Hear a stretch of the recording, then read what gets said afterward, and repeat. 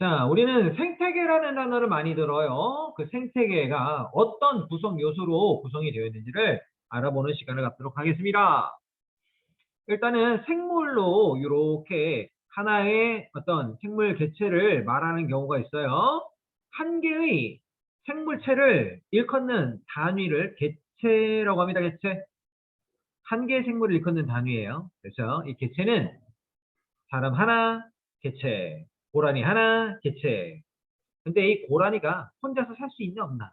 뭐 물론 혼자서도 살 수 있겠지만 대개는 여러 장점을 지향하면서 무리를 지어가면서 살죠, 그죠? 자, 한 지역에서 무리를 지어서 이렇게 아들, 손자, 며느리처럼 이렇게 같이 있다면 이거를 개체군이라고 합니다. 이 개체군이라고 하는 단어에 들어있는 것은 속 의미는요, 한 지역에서 그리고 같은 종의 집단이에요. 같은 종의 무리입니다. 그것을 개체군이라고 불러요. 자, 그리고 이것이 얘네들이 이렇게 서식하고 있는 곳에는 얘네들을 호시탐탐 노려서 옆구리살 뜯어먹으려고 하는 그런 아이들이 주변에 깔려 있겠죠. 네, 요런 아이들끼리 있고, 그 다음에 하늘에는 공중에 새와 매 이런 아이들이 이제 날아다니기도 하고, 이렇게 먹이 사슬의 관계를 맺어가면서 이렇게 다른 개체군들끼리 섞여서 산단 말이죠. 자, 요런 모습을 일컬어 군집이라고 표현합니다. 군집. 자, 군집은 뭐냐면 그러면은 서로 다른 종류의 개체군들이 한 서식지에서 머물러 살아가고 있는 그런 모습이라고 보시면 됩니다. 그러니까 군집까지가 생물의 집단을 가리켜서 말하는 거예요. 자, 그렇다면 얘는 그 군집을 넓게 본 건데요. 이를 생태계라고 합니다. 차이점은 뭐냐면 생태계는 이 군집들과 더불어 물, 그리고 공기, 구름, 햇빛, 토양 이런 것까지 포함해가지고 그것을 생태계라고 부르는 거예요. 그러면 생태계는 이제 생물적인 요소와 군집, 그 다음에 생물이 아닌 그런 요소들이 있는 것이죠.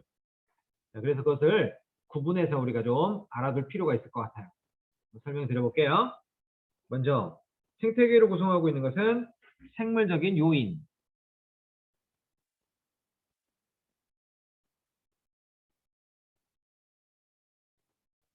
그리고 생물이 아닌 좀 전에 말씀드렸던 것처럼요. 구름이라든가 대기, 토양, 물 이런 등은 비생물적인 요인.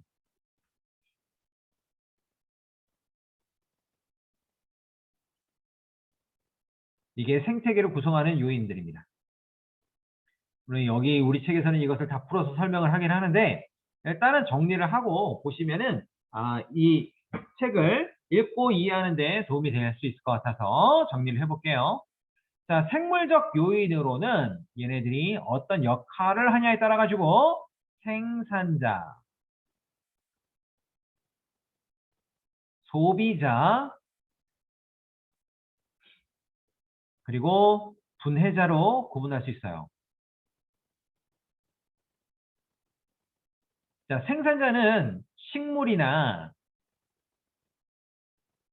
또 광합성을 하는 그런 개체들을 말하는데 이를테면은 식물 플랑크톤 이런 아이들입니다. 얘네들은 역할에 따라서 나눈다고 했는데 그 역할이 생산, 즉 광합성입니다. 빛과 물과 이산화탄소를 합성해서요.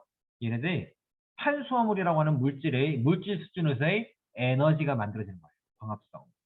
이게 키워드가 되겠네. 소비자는 이래서 만들어진 광합성 산물을 소비하는 그런 종류의 것이에요. 그래서 얘네들은 동물류고요. 초식동물과 육식동물, 더 구체적으로 보자면 뭐 대형 육식동물 이런 식으로 이제 표현이 가능할 수 있습니다. 그리고 분해자는요. 식물의 사체, 동물이 죽으면 시체로 썩을 수 있잖아요. 그 썩게 만드는 거예요. 그리고 동물 또는 초식동물이든 육식동물이든 얘네들이 배변 활동을 하면은 그 배설물을 분해합니다. 분해하면서 그냥 열심히 분해를 하는데 분해하는 목적이 사실은 얘네들이 영양소를 얻는 일종의 영양 활동이에요. 그래서 분해를 시키면 얘네들이 다시 토양으로 돌아가게 되는데 우리 책에서는 이 얘네들의 예가 세균이나 아니면 곰팡이 등으로 예를 들어놨습니다. 세균은 우리가 박멸을 해야 돼요. 사실은요. 라고 알고는 있는데 아닙니다. 그러면 안 돼요. 우리가 세균 없이는요. 인간이 독단적으로는 살 수가 없어요. 그것도 그렇게 우리 몸에 존재하고 있는 세균이 우리를 구성하고 있는 사람의 세포보다 더 많아요. 엄청 많아요. 사람이 뭐 대개 한 60쪽에 70쪽의 세포를 가지고 있다면 그 안팎으로 드리워진 세균은요. 약 100쪽의 정도 된다라고 이야기합니다. 그 정도로 우리는 생명 활동을 위해서 세균에 대한 의존도가 굉장히 높아요. 자, 비생물적인 요인은 좀 전에 얘기했던 것처럼요. 빛, 물, 공기, 토양인데 분해자가요. 얘네들의 배설물을 분해해서 토양을 만든다는 거죠. 우리는 죽어서 썩으면 어떻게 돼? 흙이 되죠. 그렇죠? 성경이 이런 것처럼. 마찬가지로요. 모든 생명체가 그리고 배설물들이 다 얘네들의 분해작용을 통해 가지고 토양이 되는 거예요. 야, 이거는 굉장히 필요하고 한편 뭐 아무리 강조해도 지나치지 않아요. 왜냐면 있어야 됩니다. 우리나라에서 대한민국 사람이 하루에 똥을 종이컵 한 컵에 싼다고 칠게요. 종이컵 한 컵 정도가요. 약 150ml 정도가 되는데 뭐 다 채우지는 못하겠지만은 한 그 정도에서 0.1kg 그러니까 100g 정도라고 가정을 해봅시다. 하루에 싸는 양이 100g 정도라면요. 5천만 대한민국 사람이 100g의 똥을 하루에 생산한다면 그것을 톤으로 환산했을 때 5,000톤이에요. 5,000톤.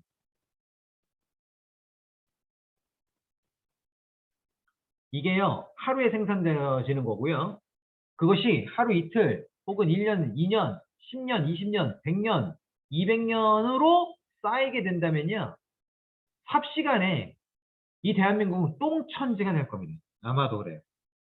근데 이 얘네들이 그것을 분해해주기 때문에 얼마든지 토양으로 돌아가게 되고 그것은 한편 토양을 비옥하게 할 수도 있다는 것이죠. 굉장히 고마운 존재가 아주 귀한 그런 아이들이에요. 네, 그래서 얘는 생물적 요인이 비생물적 요인으로 돌아가게 하는 일종의 키스톤과 같은 그런 존재입니다. 키스톤. 아시겠죠? 예, 어마어마하죠. 어우, 야, 5,000톤이 하루에 쌓인다는 게, 와, 현실적으로 그렇잖아요. 똥 안 싸면서 사는 사람이 어디 있어요? 다 싸잖아. 이제 자, 그러면 우리 책에서 나와 있는 글들은 어떤 이야기를 하는지 한번 살펴보도록 하겠습니다. 위로 넘어갈게요.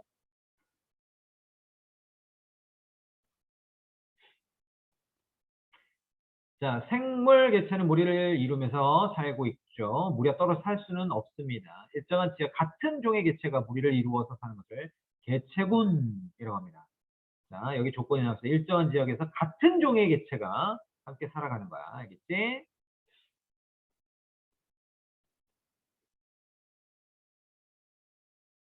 자, 그리고 여러 개체군은 같은 서식지에서 모여 살면 여러 개체군들이 같은 지역에서 모여 살아. 이거를 군집이라고 하지. 군집을 구성하고 있는 각각의 개체군은 다른 개체군, 빛, 온도, 물, 토양 등 환경, 이런 무기 환경과 서로 영향을 주거니 받거니 주거니하면서 살아가고 있는데 이를 생태계라고 해. 그래서 보았더니 생태계가 어마어마하게 다양하고 많은 거야. 이 지구에는 다양한 종류의 생태계들이 사실상 존재한다는 것이죠. 자, 어떻게 존재하는지 한번 볼까요? 위쪽에는 북극이 있고요. 밑에는 역시 남극이 있죠. 극지방, 빙하, 사막, 아니면 온대, 열대, 툰드라 뭐 또 있냐? 해양에 이르기까지 생명체가 깃들지 않은 지구에 장소가 없어요. 그죠? 생명체가 깃들지 않은 지구에 곳이 없어요. 바다면 바다, 극지방이면 극지방, 툰드라면 툰드라, 열대우림이면 열대우림, 온대지방은 말할 것도 없고요. 사막에 이르기까지 그 건조하다고 여겨지는 곳까지 생명체가 없는 곳은 없다는 것이에요. 그렇다면 이 모든 곳곳 하나하나가 다 생태계고 그 생태계의 모습은 다양하네? 그죠? 다양하다고 할 수 있습니다. 그래서 책에서는 이런 표현을 씁니다. 자, 생태계가 있는데 그 생태계는 나무 몇 그룹만으로도 구성이 될 수 있어. 그죠? 나무 몇 그룹만으로. 그리고 숲 전체는 말할 것도 없고. 사막? 거기도 생명체가 살잖아? 그러면 생태계야. 작은 연못? 고여있는 물? 역시 생태계야. 하천? 대양? 말할 것도 없어. 역시 생태계야. 심지어 사람이 인위적으로 만들어낸 그런 장소도 있잖아. 예를 들어서 경작지, 논 같은 곳들, 저수지, 물을 저장하기 위해서 만든 저수의 큰 연못, 그 다음에 도시의 공원, 생태공원이라고 들어봤죠? 생태공원이라고 여겨지는 모든 것들이 다 사람이 만든 거 아닙니까? 그렇죠? 이런 모든 것들은 다 생태계. 여러분은 교실은 생태계일까 하니까? 생태계지. 교실도 생태계야. 그러면 교실 생태계의 가장 먹이 사슬의 정점인 누군가가 있습니다. 그죠? 그 누군가 있을까요? 누구야? 담임쌤이 있죠? 먹이 사슬의 최정점. 최상위 포식자. 라고 할 수 있는데, 사실 뭐, 담임쌤이 무슨 포식자라고 말하기 그렇고요. 어쨌든, 네, 가장 큰 영향력을 행사하는 사람이라고 할 수 있겠습니다. 근데 학급에서 가장 영향력을 행사하는, 큰 영향력을 행사하는 존재로는 일진 아닌가, 일진? 일진? 얘네 일진 있습니까? 14반에? 없어요? 일진이 둘이야. 한 하늘 안에 태양이 둘일 수는 없지. 그렇다면 일진이 둘이면 그게 일진이라고 말할 수는 없잖아. 일진. 일진은 멋있어야 일진이어야 되는데, 찌질하면 안 되지, 그지? 예전에는 우리 선생님이 학교 다닐 때도 물론 일진이 있었어요. 그때는 일진이라는 표현을 안 쓰고, 뭐라고 했나? 짱이라고 했나? 하여튼 그랬어요. 뭐, 5반짱, 뭐, 8반짱. 그래서, 걔네들은요, 우리 반 아이들을 이제 보호하는, 보호, 일종의. 그래서, 처 맞고 왔으면은, 다른 방 가가지고, 야, 누가 우리 아들 건드렸노? 그러면서, 이렇게 딱, 가오 잡고 그러는 거죠. 그러다가 처 맞고 온 경우도 있어요. 네. 뭐 상황은, 사람 사는 거는 또 알 수 없는 거니까. 그렇죠? 자, 그러면 생태계는 생물적인 요인과 비생물적인 요인으로 아까 선생님이 나눠놨죠? 네, 정리 요점을 잘 여러분들이 기억하시고 혹은 메모하신 것을 보면서 보시면은 이해가 쉬울 것 같아요. 생산자, 소비자, 분해자로 역할에 따라서 나눌 수가 있어요. 생산자는 광합성해요. 광합성할 때 이런 것들이 필요로 해요. 이산화탄소, 물, 빛. 생명활동에 필요한 양분을 스스로 만들어낼 수 있어요. 그래서 생산자. 광합성하니까. 그래서 생산자. 우리는 움직여요. 움직이는 대부분 움직이는 그 이유와 목적을 보자면요. 우리가 필요한 그 피로를 얻기 위해서 움직이는 경우가 많죠. 이를테면은 먹이를 위해서 움직이고요. 이를테면은 뭔가를 얻기 위해서 움직이고요. 그렇죠? 근데 식물은 움직일 필요가 전혀 없네, 그지? 그래서 안 움직일 수도 있고요. 그렇죠? 자, 우리가 움직인다는 얘기는 움직이는 것 자체가 에너지 소모가 적지가 않은데 그럴지라도 에너지를 계속 갈구하고 요구되며 그것을 얻기 위한 노력을 계속 해야 된다라고 하는 일종의 슬픈 굴레와도 같아요. 다람쥐가 쳇바퀴를 계속 돌리는 이유, 지는 모르겠지만은, 뭐 나도 모르겠지만, 어쨌든 계속 있으니까 돌리는 것처럼 우리는 움직여야 하는 당연한 이유가 다만 유희를 위해뿐 아니라 생존을 위해서 움직여야만 한다는 것이죠. 자, 그리고 소비자는 스스로 양분을 만들지 못하고 다른 생물을 먹이로 하여서 양분을 얻는 생물이죠. 토끼, 사슴, 여우 등이 여기에 속합니다. 물론 여기는 이렇게만 나왔지만은 이 안에는 굉장히 다양한 것들이 많죠. 토끼는 소형 초식 동물을 비유적으로 표현한 거죠. 사슴은 대형 초식 동물. 그다음에 여우는 얘는 육식 동물을 비유적으로 표현한 그런 거라 이제 보시면 되겠습니다. 분해자는 다른 생물의 배설물이나 죽은 생물을 분해해서 양분을 얻습니다. 세균 곰팡이 아까 말씀드렸죠. 그래서 비생물적인 요인은 생물을 둘러싸고 있는 환경이며 빛, 온도, 물, 토양 이렇게 표현하시면 좋겠습니다. 그래서 굳이 따지면요. 이 문장에서 여기서부터 여기까지는 생태계의 생물적 요인에 대한 이야기들이고요. 여기서부터 여기까지는 비생물적인 요인들. 뭐 여기서 뭐 크게 이제 설명할 것이 없어가지고 이렇게만 한 문장으로만 표현을 한 것 같습니다. 자, 그러면 요 그림부터 먼저 살펴볼게요. 생물적인 요인이 이렇게 쫙 있고요. 비생물적인 요인들이 이렇게 쫙 있고요. 한편 생산자는 만들어진 그런 열매라든가 혹은 잎이라든가 이런 것들이 초식동물의 먹이가 되고요. 그 초식동물은 또 육식동물의 먹이가 되고요. 얘네들이 싼 똥이나 아니면 지들이 직접 죽은 것들은요. 분해자의 역시 먹잇감이 되는 것이고요. 분해자는 한편 식물이 죽은 것도 분해하는 그런 경우를 볼 수가 있죠. 그래서 얘네들은 먹잇감이 되냐 아니면 먹이가 되느냐 똑같네. 먹잇감이 되냐 아니면 피식과 포식의 관계를 통해 가지고요. 정말 계속 순환하면서 돌고 있습니다. 이게 유지가 되고 계속 되고 있는 것이죠. 자, 한편 비생물적인 요인, 빛과 공기와 물과 토양과 이런 아이들이 얘네들에게 개입을 하느냐? 당연하죠. 이런 것들이 없으면요. 생산자는 생산을 못하게 되겠고 그러면 소비자는 소비를 못하고요. 이것들이 없으면 분해를 못하는 거잖아요.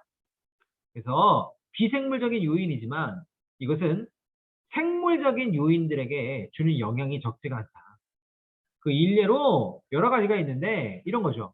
숲에 빛이 잘 들고 토양이 양분이 풍부해지면 식물이 잘 자란다. 당연히 그렇죠.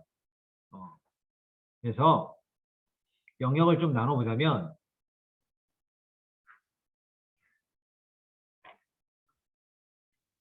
생물과 비생물이 서로 영향을 주고받는 것을 상호작용이라고 하고요. 특히 비생물적인 요인이 생물적 요인에게 주는 영향을 작용이라고 합니다. 작용. 숲의 빛이 잘 들고 토양의 양분이 풍부해지면 빛과 양분 이것이 비생물적인 요인인데 이것이 원인이 되면 얘가 식물이 잘 자란다. 얘가 결과로 나타나는 것이죠. 그러면 비생물이 생물에게 주는 영향이라고 볼 수 있겠고 이 영향은 작용의 예입니다. 숲의 빛이 잘 들고 토양의 양분이 풍부해지면 식물이 잘 자란다. 이게 작용의 예예요. 반대의 경우 낙엽이 쌓이고 분해가 되면 토양이 비오게 된다. 낙엽 얘의 영역이죠. 얘네들이 떨어지면 토양이 질이 좋아져. 자, 그것은 반대로 일어나는 작용이다. 그래서 반작용이라고 합니다. 그렇죠? 자, 그래서 작용과 반작용이 끊임없이 쉴 새 없이 얘네들이 서로 영향을 주고받고 하며 이것을 함께 아우르는 단어가 바로 상호작용. 그리고 생물들끼리도 서로 영향을 주거니 받거니 합니다. 얘처럼요. 초식동물은 식물의 잎이나 열매 등을 먹고 살며 열매를 먹이로 준 식물은 초식동물의 배설물을 통해서 씨앗을 퍼뜨리기도 한다. 그렇죠? 그래서 씨체로 먹는 그런 과일류는요. 동물의 소화기관에서 소화가 잘 일어나면 안 됩니다. 그래서 소화가 되지 않은 채 배설물과 함께 배설이 된 후에 토양에 떨어지는 순간에 발화가 되고 식물체가 되는 경우가 많이 있어요. 참외가 그렇습니다. 참외가 그렇습니다. 그 참외 많이 먹으면요. 얘네들이 똥과 함께 참외씨가 이렇게 버려지게 되죠. 그죠? 자, 그거는 뭐 우리는 뭐 화장실에서 변을 보니까 뭐 문제는 없겠지만은 그냥 길가에 아니면은 토양에다가 그대로 걔네들이 노출되면은요. 똥이 양분이 되고 그 자체가 바로 씨앗이 발화가 될 수 있는 조건이 되는 거야. 자, 그렇게 설계가 된 겁니다.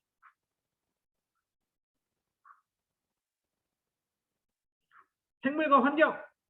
자, 그러면 환경의 그 어떤 것이 생물의 영역에 어떻게 영향을 주는지를 살펴보도록 하겠습니다.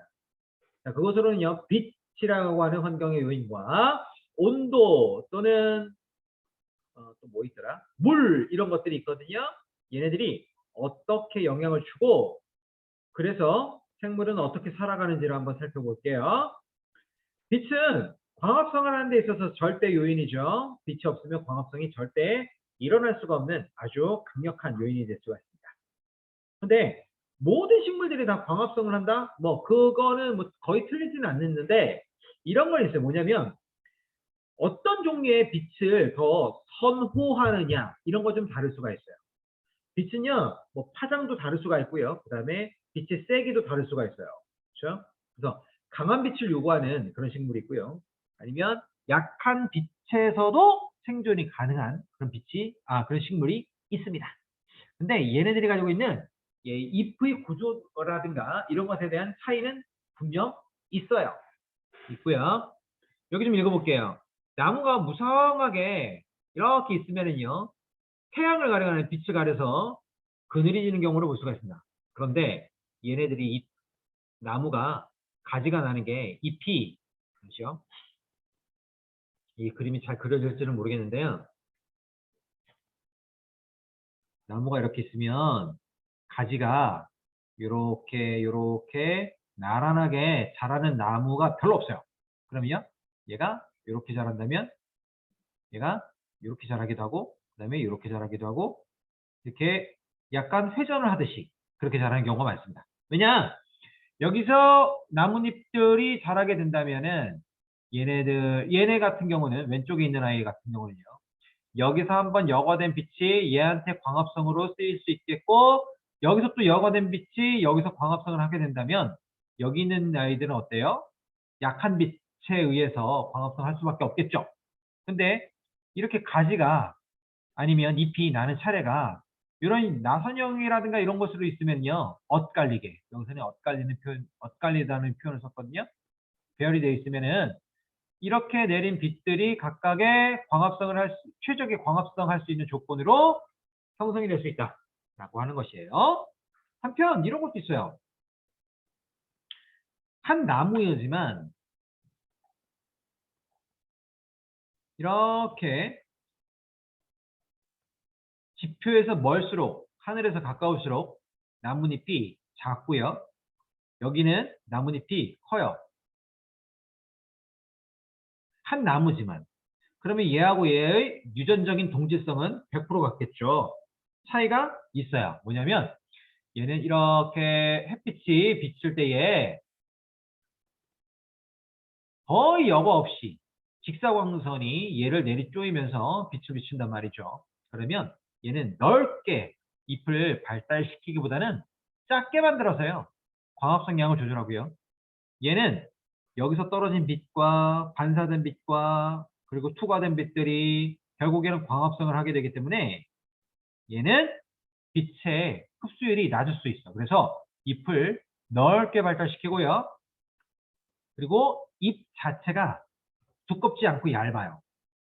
그런 경향이 있습니다. 그런 경향이 있어요. 한 나무에게서도 그런 경향이 보여지는데 생물의 종류가 다르면은요. 그 경향은 더욱더 두드러지게 차이가 날 수가 있습니다. 그게 바로 이 얘기예요.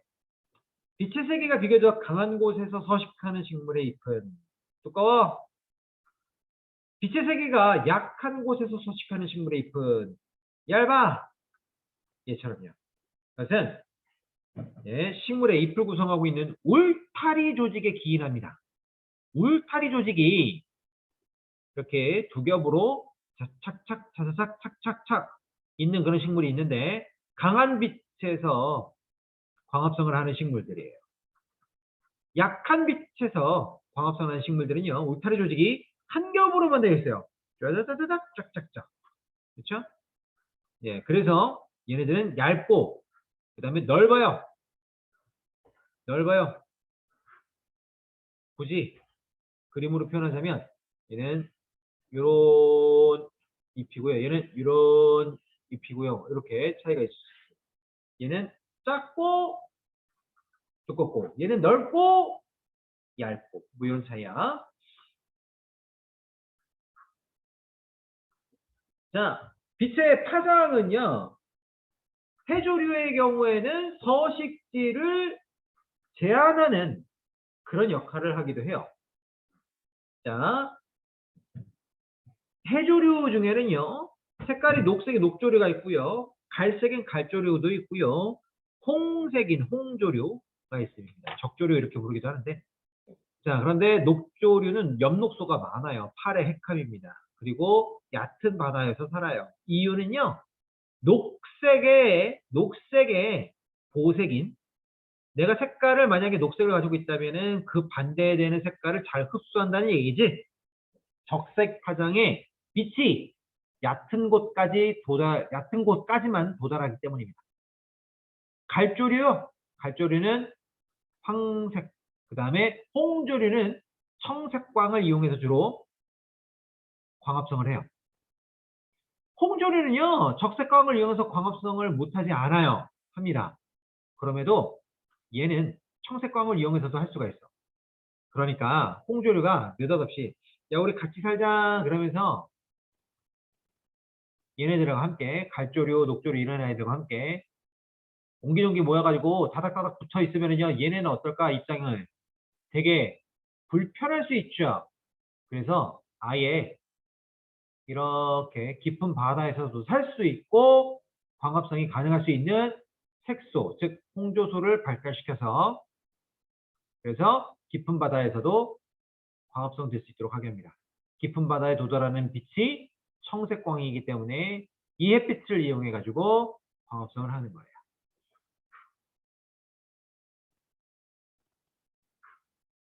한편 일조 시간은 동물의 생식이나 행동에 영향을 미칩니다. 꾀꼬리와 종달새는 꾀꼬리 아시죠? 그다음에 종달새는 일조 시간이 길어지면 봄에 그때 이제 번식을 하고요. 송어, 노루 이런 아이들은요. 일조 시간이 짧아지는 그런 때가 있는데 가을이죠. 가을에 번식을 합니다. 기억하시고요. 자, 그리고 온도에 따른 동물들의 생김새 차이가 얘가 아주 대표적이죠.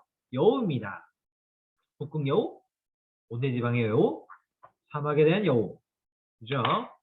자, 그러면 얘네들은 어떤 큰 차이가 있느냐? 일단은 몸집이 달라요. 북극에 사는 여우는요, 몸집이 커요. 체온을 그만큼 이제 몸 안에서 가둬야 하기 때문에 털과 함께 피하 지방층도 그렇고 몸집이 큰 그런 편입니다. 사막 여우는 그렇지 않아요. 온대 지방은 그 뭐 중간 지형이라고 생각하시면 돼요. 사막 여우는요 몸집이 작아요. 게다가 말단인 귀의 사이즈가 얘는 거의 뭐 토끼예요. 굉장히 길어요. 커요.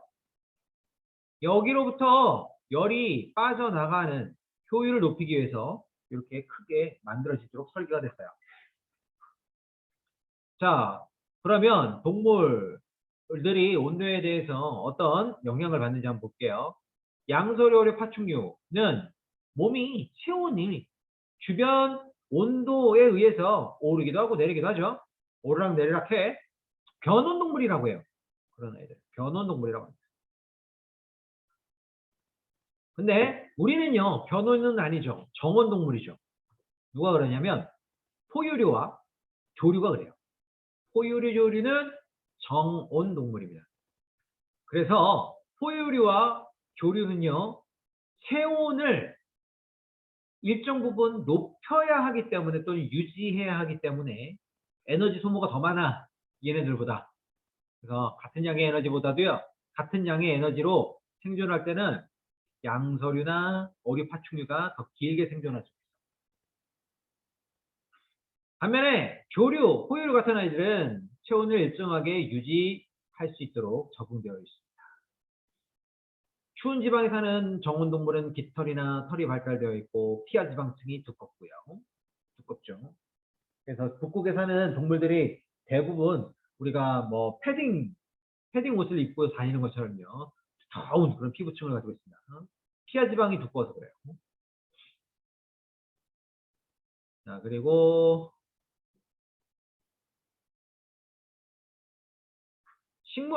식물도요. 사실 뭐 추위에 대해서는요. 혹독하기는 매한가지입니다. 그래서 식물 같은 경우는 추운 것을 춥다라고 느끼지는 못하고 그냥 느끼지는 못하지. 신경이 없으니까. 그냥 얼어요. 얼어버려요. 그래서 얼면 안 되잖아. 그지? 얼면은 얘네들도 사실 기분 좋을 게 없어. 그래가지고요. 얘네들은 털이 나 있어요. 털송이풀. 털이 나 있습니다. 털이 나 있거나 아니면 얘처럼요. 우리나라에 이제 동백꽃이 남해안 쪽에 이렇게 쭉 굉장히 많은데요. 남쪽에 많이 분포하고 있는데 얘네들은 잎이 되게 두꺼워요. 두꺼워. 잎이 두꺼워. 이유는 큐티클층이 발달해서 그래. 아까 잎의 구조에서 울타리 조직이 있고 그 위에 한 층으로 되어 있는 요 층에 층이 있죠. 요거를 표피층이라고 하는데 표피에 큐티클이 발달해 있는 그런 아이입니다. 식물의 표피 바깥쪽을 싸고 있는 막이며 라고 되어 있죠. 표피 세포 바깥쪽을 싸고 있는 막이며 그 큐티클이 발달해 있으면은 수분 증발이라든가 아니면 수분 증발을 막을 수 있고 체온 유지를 도울 수가 있어요. 그래서 느티나무나 신갈나무 같은 낙엽수는 근데 가을에 낙엽이 떨어지는 나무야.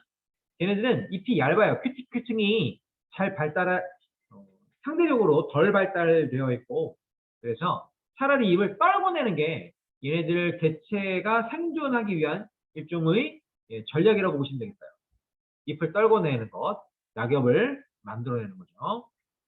동백나무 잎이라든가 사철나무 잎은 늘 녹색이야. 겨울에도 잎이 잘 안 떨어져. 그 이유는 가능할 수 있었던 게 큐티클층이 발달되어 있기 때문입니다. 물과 생물. 자, 물은요, 동물이든 식물이든 간에 굉장히 중요한 요소이죠. 한편, 얘네들은 체내에 보유하고 있는 그 물이 외부로 쉽게 증발하지 않도록 하기 위해서 피부라든가 단단한 껍질이라든가 혹은 비늘이라든가 이런 것들을 가지고 있습니다. 그래서 곤충류는요, 키틴질의 껍데기를 가지고 있고요. 곤충이나 갑각류 같은 아이들, 키틴질의 껍데기를 가지고 있고요. 껍데기를 가지고 있으니까 그 안에서 물이 증발이 잘 안 되는 거야. 그리고 얘는 파충류지.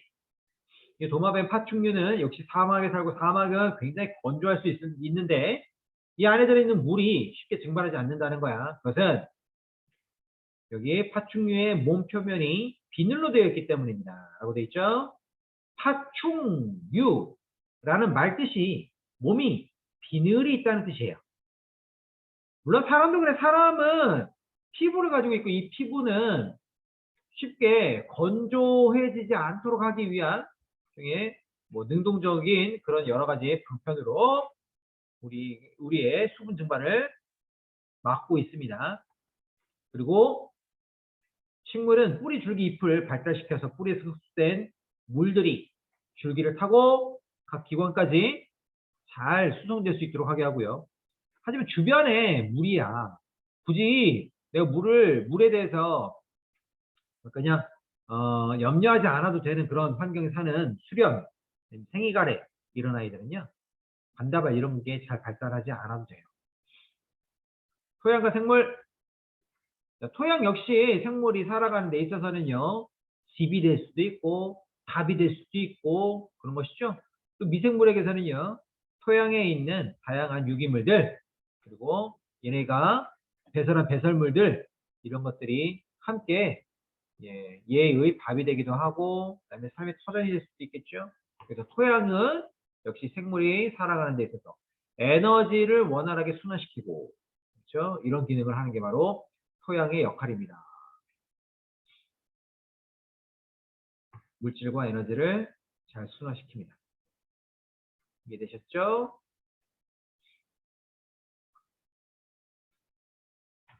자, 인간과 생태계는요, 우리 다음 시간에 이어서 하도록 하겠습니다.